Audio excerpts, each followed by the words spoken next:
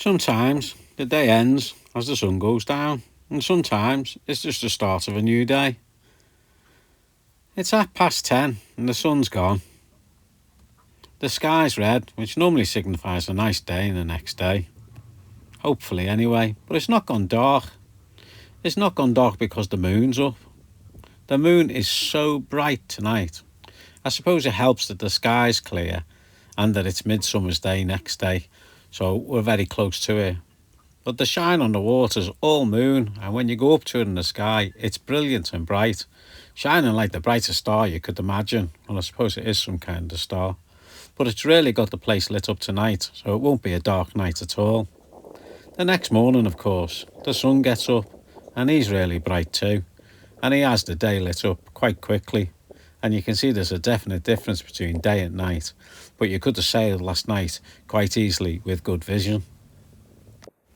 Right, well, we're going to kick off today and go up to Fishguard, say goodbye to our neighbours who've been there all night for us. And this is Morwenna. We were berthed next to them in Neyland Marina. They're obviously having a couple of days sailing round now. The weather's been settled the last couple of days, so most of these little beaches and anchorages around the headland around here by the Dale have all got little boats shoved in one place or another. Every time you come round the corner, there's another boat hiding somewhere in another little anchorage that they've got for themselves for the night, or to share with another boat. Be nice if he's going down the English Channel. If you're not too bothered about time, light air's great sailing. But unfortunately, we're going to motor up the coast towards Jack Sound to make our time for Jack Sound. We want to hopefully get there a little bit early, so we have something near the right time when we get to Ramsey Sound. And believe it or not, I do check the weather, but they've been so confused themselves about giving out a decent weather report at the moment. I don't know whether things are coming and going.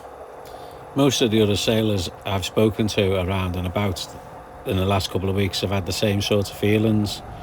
That everything changes on a daily basis, and I know the weather changes on a daily basis anyway, but it seems to be a lot more so. The predictions, you can only go on the next day, and even the next day varies from what it originally started out to be. We've got a northwesterly is our forecast, becoming variable 2 to 4 later. Well, later is coming up to 12 o'clock-ish, which we're not that far away from really. Well, the water's quite smooth at the moment, and as you can see, this gap in the land up here is one we're heading for, and the sound is called Jack Sound. There's growlers on the way up, so we stay quite far out. We always watch out for them lobs, the pots that are in the way. Every time you turn your head the opposite way and turn it back, there's one in front of you. As usual, we head up all the way up towards Blackstone's Rock, just there in front of us. I'll just zoom in on it and you can see a little bit better. There you go, Blackstone's Rock. The sound is actually on your starboard bow as you're heading towards Blackstone's Rock. And a bit of a wobbly camera there. That's the crabbies in front of us, and that'll be our heading. When we get to Blackstone's, we'll head up on Tusker Rock at the other side, and that'll carry us through the sound on a safe transit. But once you actually get yourself over towards Blackstone's, you avoid any of the currents that are in the sound really, or 90% of the rough ones that are in the sound. So get right up to Blackstone's, it's a safe point to start from. The water's always flattest there. You can see the 2 crabbies in front of you sticking across there, and that's your target line over there. So if you keep that rock in mind and avoid these 2 crabby things, but keep them on your port side and keep your transit line going, you'll have no problems. But I've given commentary going through here before, so just use it. Just head on Tusker Rock all the way up to it, and just before you get there, turn to port. We turn to port and then we turn back to starboard and get a tack going, because we're supposed to have a nice northwesterly. Holding the tack's not doing us any favours because it's punching away at time, and Ramsey is actually a tidal gate going through the sound. Now I know it'll be with us when we're a little bit late, but it can get a little bit lumpy on the other side of it if you're too late. So after tacking for a bit, we decide as we get close to the sound just to motor sail the last bit on the opposite tack, but it doesn't do us any favours at the end of the day. We spend too much time playing around, and this little chop slows us down a lot as well. And I know it's only a short chop, but it's at the right frequency to stop our hull. Once you get in the sound, things flatten out a little bit anyway, so it makes it a little bit easier. That's entering into the sound, but we've got to get right into the centre of the sound yet, where the water will be moving quickest. Now, when we got into the centre of sound, we were actually going over the ground at about 10 knots.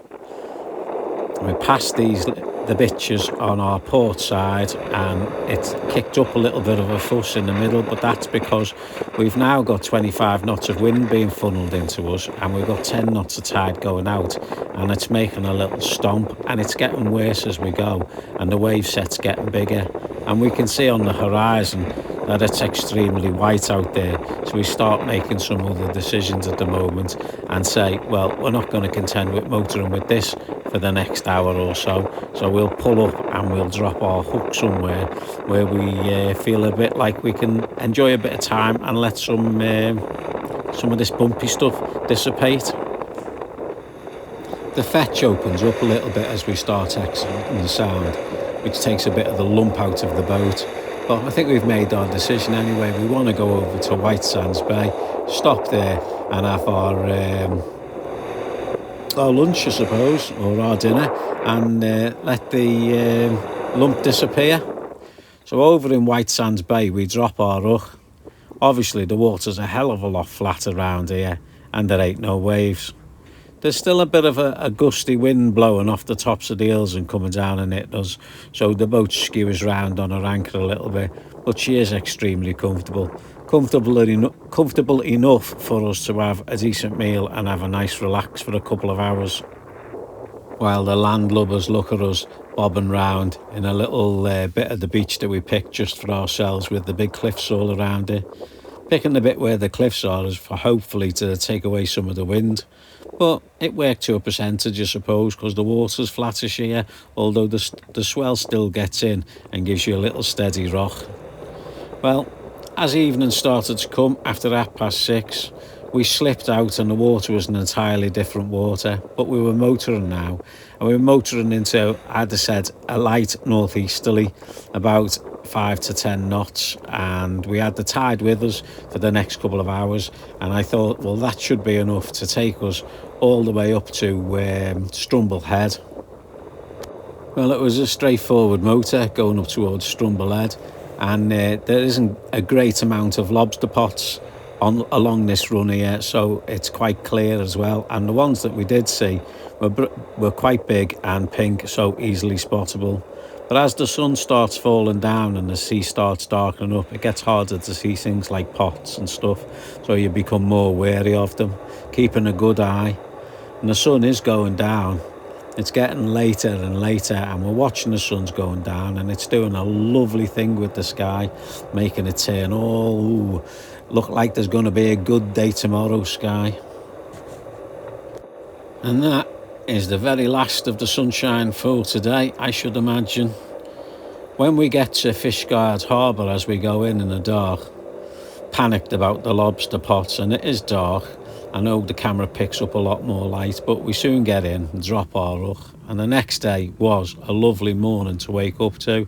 And believe you me, we didn't wake up early. The day was well set in when we got up and started looking round.